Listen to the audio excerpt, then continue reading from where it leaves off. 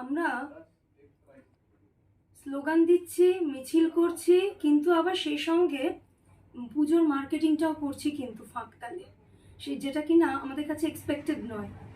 মানে আমার মতে যদি আমার কাছে জিজ্ঞাসা করা যায় যে একজন মেয়ে হিসেবে আপনি ঠিক কী চাইছেন, তাহলে এটাই বলবো যে এবছর পুজোটাই টোটালি বয়কট করা উচিত।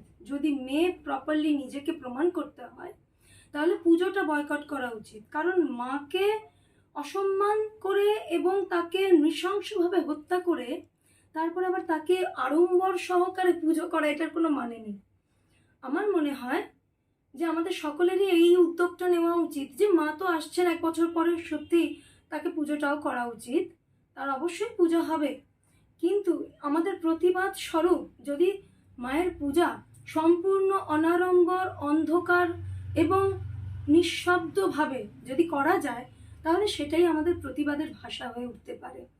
মানে আমি দেখতে পাচ্ছি যে আমাদের মুখ্যমন্ত্রী মহাশয় বলছেন আজকে একটি ভিডিওতে যে আপনারা ফিরে আসুন, আবার উৎসবে যোগ দিন, যেটা কিনা কথাটা আমাদের কারোরই যদি মেয়ে হয়ে থাকি তাহলে আমাদের মনোপুত হওয়া উচিত নয় বলে মনে করি। যদি প্রতিবাদী সত্তা হয়ে থাকি তাহলে পুজোটাকে বয়কট করুন, সেটাই আহ্বান দিয়ে আমি আমার ভিডিওটি শুরু করছি।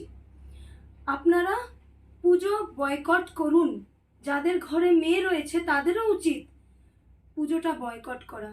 আমরা নিজেরা মহিলা হিসেবে, মেয়ে হিসেবে আমাদের উচিত নিজেদেরও